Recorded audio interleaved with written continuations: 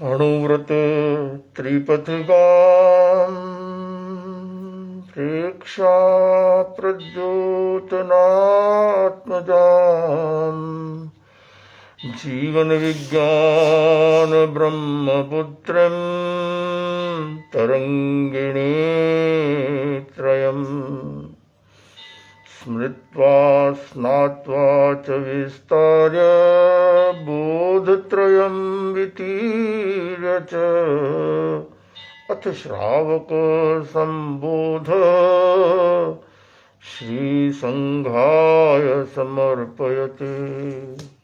श्रावक संबोध आचार्य श्री तुलसी की कृति। श्रावक का अर्थ है जो पंचम गुण स्थानवर्ती जीव है वह श्रावक कहलाता है। जो व्रतों की आराधना करता है वह श्रावक कहलाता है। भगवान ने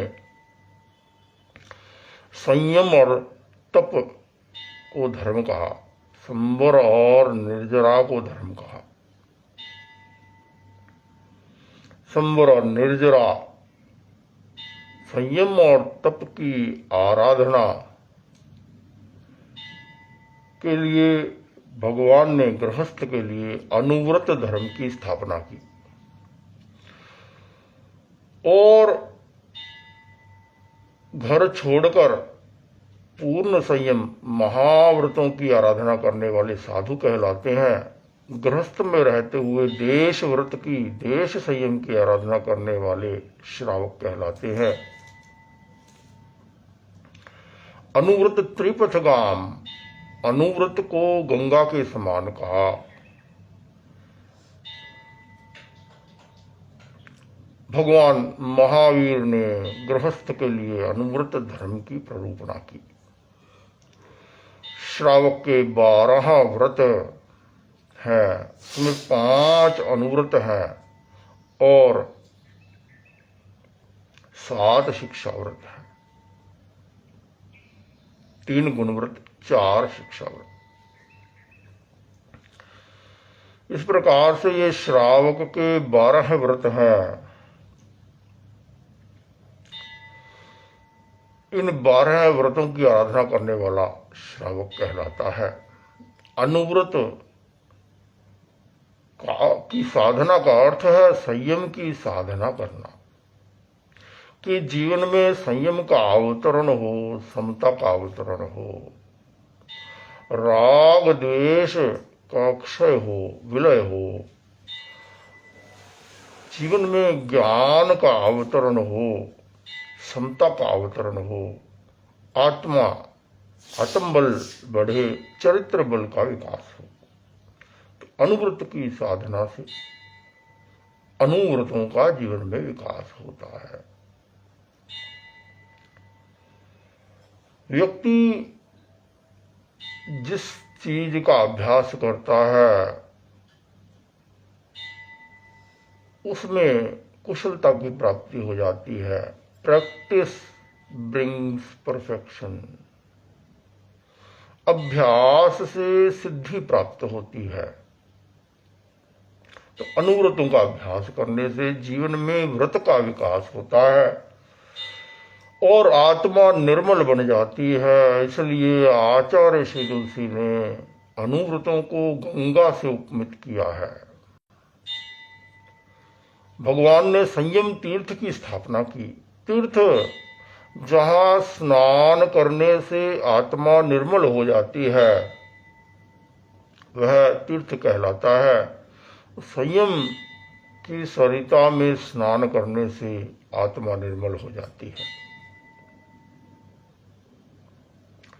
गीत में कहा आचार्य तुलसी ने, संयममय जीवन हो, नैतिकता की सुर सरिता में जन जन मन पावन हो। संयममय जीवन हो। संयम की सरिता नैतिकता की सरिता में स्नान करने से व्यक्ति का मन निर्मल हो जाता है। ये त्रिपथगा, यह अनुव्रत की त्रिपथगा में स्नान करने से जीव निर्मलता को प्राप्त करता है। वह निर्मल हो जाता है, राग द्वेष का मल धुल जाता है और आत्मा का जो शुद्ध स्वरूप है वह प्रकट हो जाता है। आचार्य श्री तुलसी ने अनुव्रत आंदोलन का प्रवर्तन किया।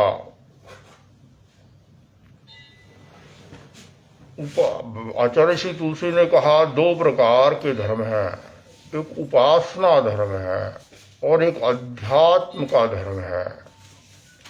उपासना धर्म सबका भिन्न भिन्न हो सकता है। कोई ईसाई धर्म वाला है, वह जीसस की उपासना करता है, वर्जिन मैरी की उपासना करता है। इस्लाम में है कोई, वह अल्लाह की उपासना करता है, मोहम्मद की उपासना करता है। कोई सिख धर्म में है, वह रब को मानता है, गुरु नानक देव की उपासना करता है। कोई हिंदू धर्म में है, वह विविध प्रकार के देवी देवताओं शिव, ब्रह्मा, विष्णु आदि की उपासना करता है, देवी की आराधना करता है।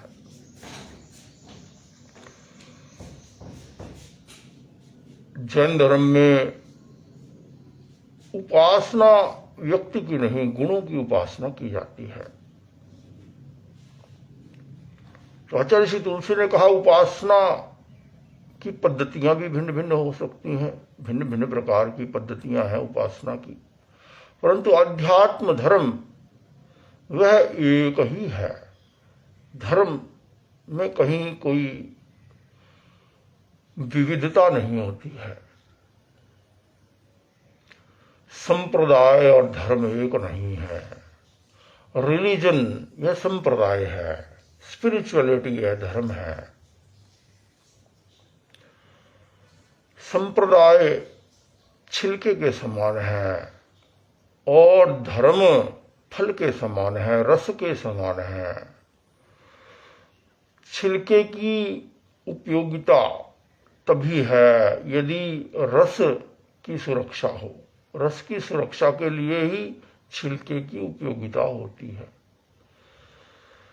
जहां रस की सुरक्षा नहीं है वहां छिलके का होना न होना बहुत मूल्य नहीं रखता है।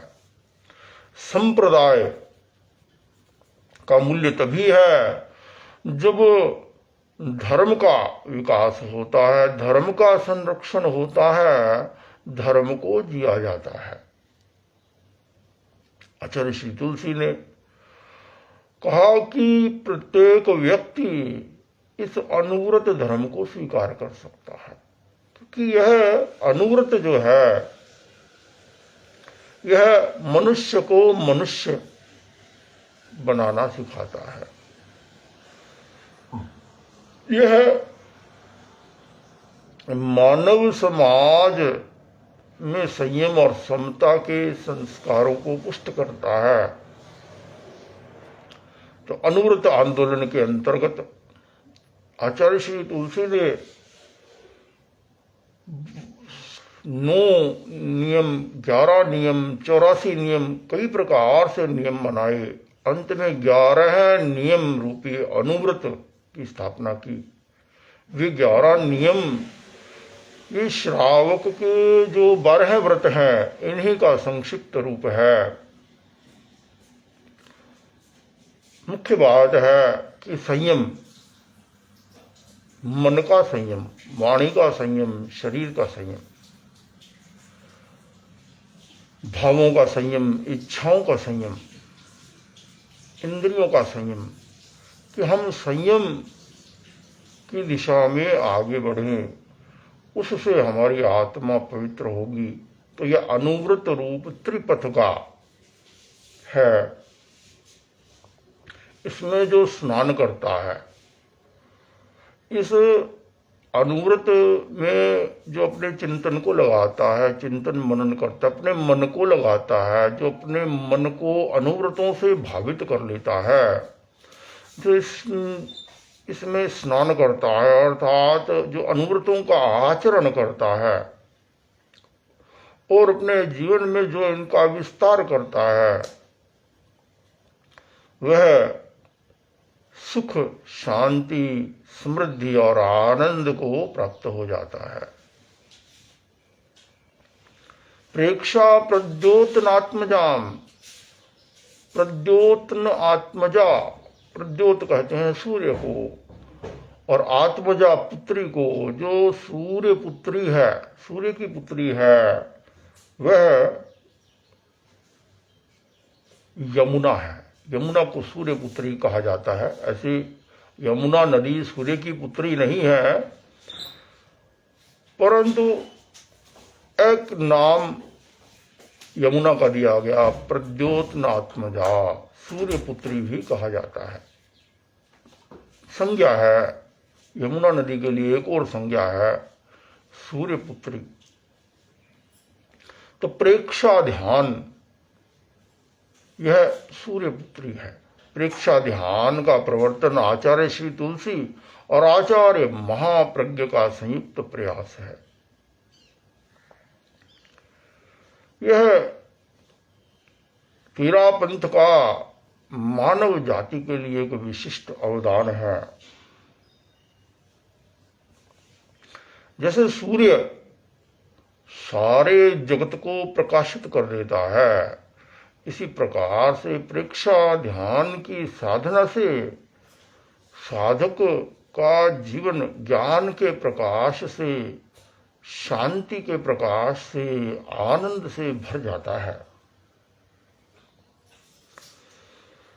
ध्यान पर भगवान महावीर ने ध्यान पर बहुत बल दिया।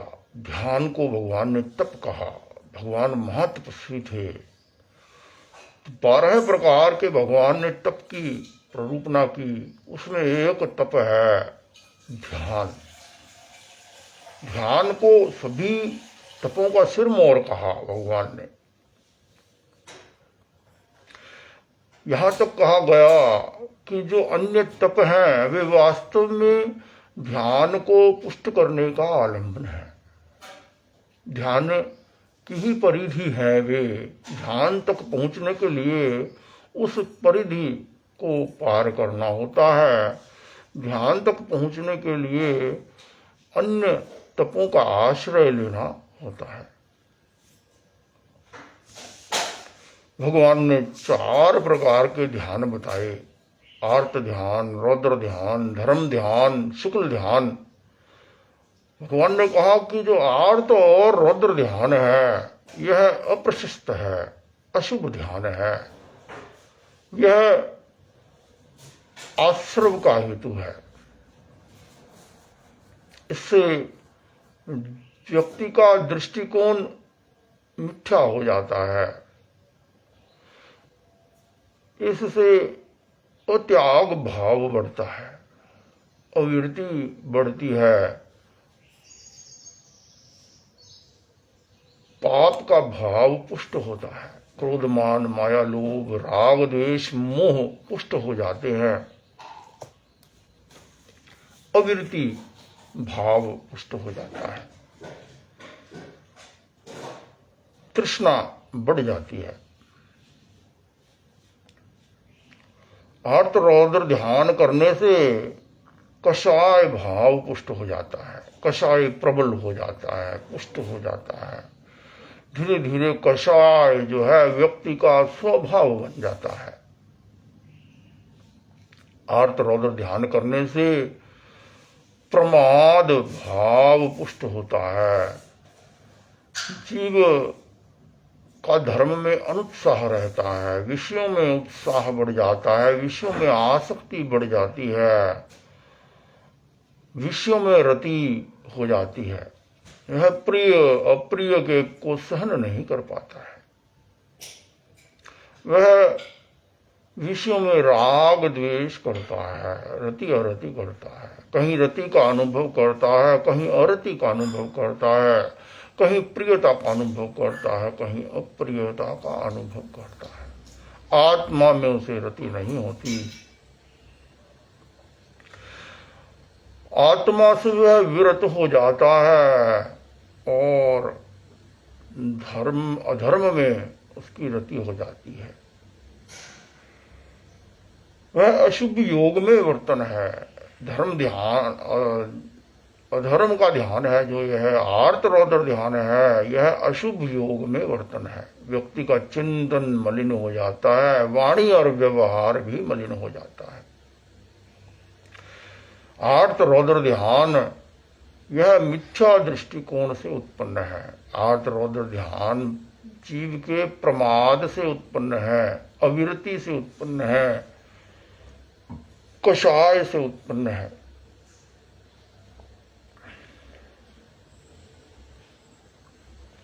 तो भगवान ने कहा कि तुम ये अशुभ ध्यान को छोड़ो और शुभ ध्यान करो। भगवान ने धर्म ध्यान और शुक्ल ध्यान की प्ररूपणा की।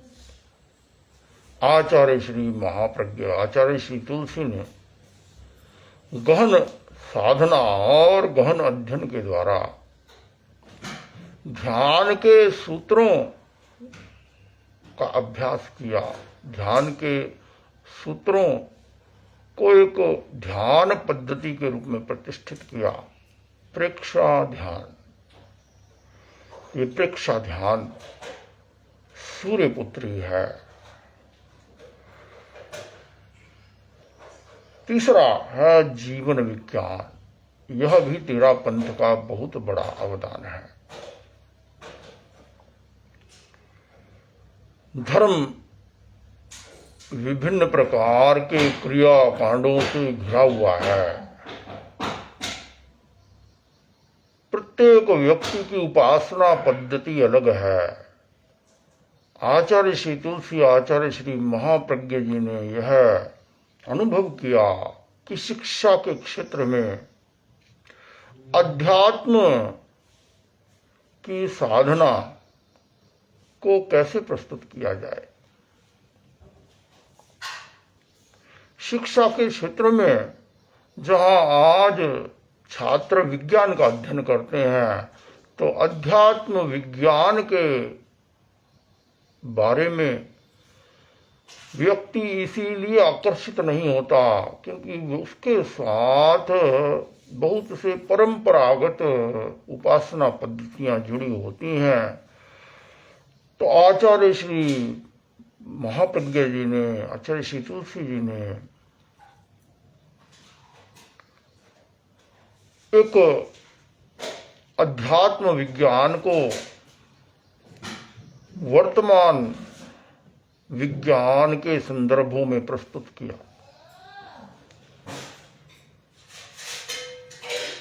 जैन धर्म का तत्व ज्ञान अत्यंत वैज्ञानिक है। यह जैन तत्व ज्ञान के साथ अन्याय हुआ है कि वह वैज्ञानिकों तक नहीं पहुंचा, वह स्कूल कॉलेजेस और यूनिवर्सिटीज तक नहीं पहुंचा है। जैन धर्म का कर्मवाद, जैन धर्म के 9 तत्वों की प्ररूपणा, जीव अजीव, पुण्य पाप, आश्रव, संवर, निर्जरा, बंध और मोक्ष, जैन धर्म का द्रव्यवाद, धर्मास्तिकाय, अधर्मास्तिकाय, आकाशास्तिकाय, काल, जीवास्तिकाय, पुद्गलास्तिकाय, यह जो जैन धर्म का ज्ञान है यह बहुत वैज्ञानिक है। 3 प्रकार के ये अवदान, अनुव्रत और प्रेक्षा ध्यान और जीवन विज्ञान।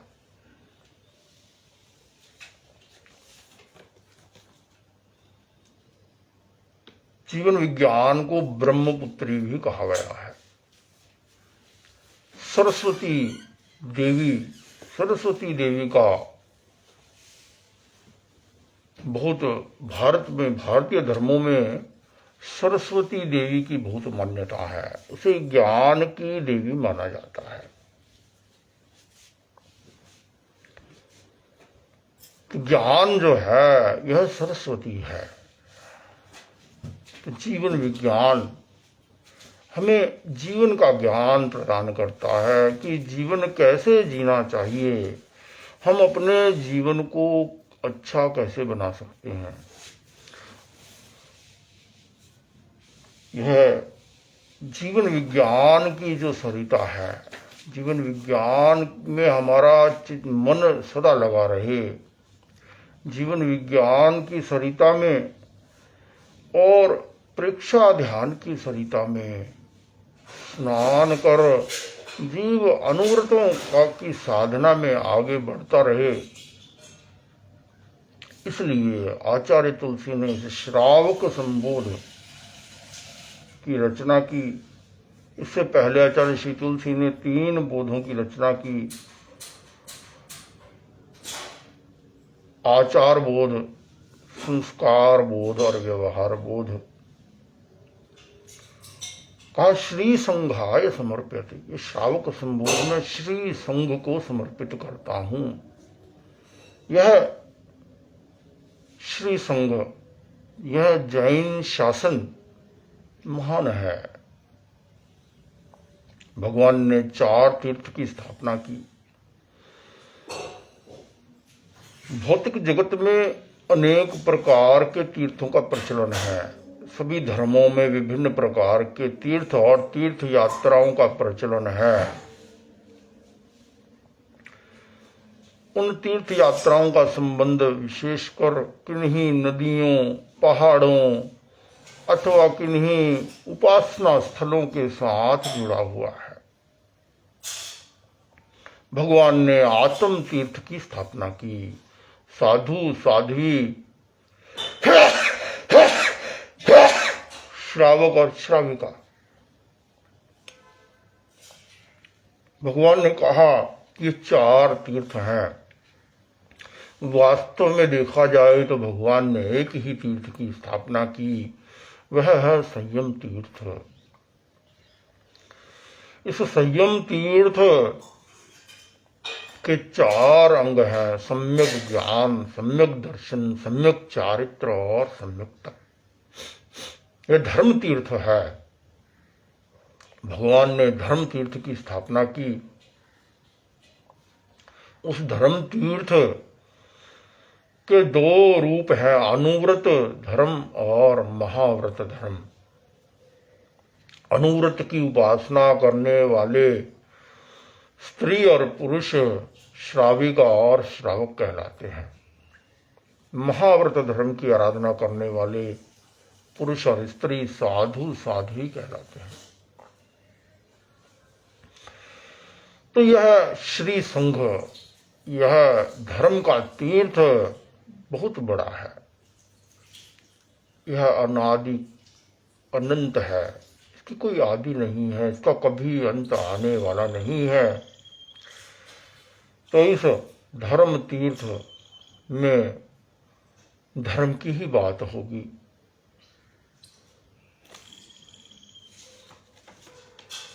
श्रावक संबोध का हम स्वाध्याय कर रहे हैं। यह श्रावक का जीवन कैसा होना चाहिए, श्रावक कहें या धार्मिक कहें, एक ही बात है। धार्मिक वह होता है जो धर्म की उपासना करता है, जो धर्म की आराधना करता है।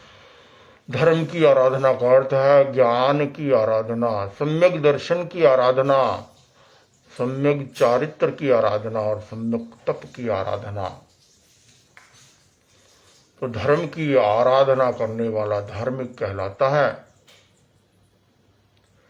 तो धार्मिक धर्म का जीवन में अवतरण कैसे हो, यह श्रावक संबोध का मुख्य प्रतिपाद्य है। आगे जैसे समय होगा हम इस ग्रंथ का स्वाध्याय करेंगे। यह ग्रंथ जिन वाणी से जुड़ा हुआ है, तेरापंथ धर्म संघ से जुड़ा हुआ है, आचार्य भिक्षु से जुड़ा हुआ है। इसमें तेरापंथ के तेरा पंथ का जो दर्शन, जिन वाणी संबंधित जो तेरा पंथ का दर्शन है वह भी हमें प्राप्त होगा। जैन शासन महान है। यह सारा जो उपक्रम है यह जीवन से संबंधित है, आत्मा से संबंधित है कि मैं आत्मा हूँ। आत्मा को जानना, प्रत्येक व्यक्ति आत्मा को जानना चाहता है, आत्म साक्षात्कार करना चाहता है, परमात्मा का साक्षात्कार करना चाहता है। आत्मा परमात्मा कैसे बनता है यह उसका दर्शन है। तो आचार्य श्री तुलसी की गीतिका के साथ हम संपन्न करेंगे। संयममय जीवन हो, नैतिकता की सुर सरिता में, जन जन मन पावन हो। संयममय जीवन हो, अपने से अपना अनुशासन, अणुव्रत की परिभाषा, वर्ण जाति या संप्रदाय से मुक्त धर्म की भाषा, छोटे छोटे संकल्पों से मानस परिवर्तन हो। संयममय जीवन हो,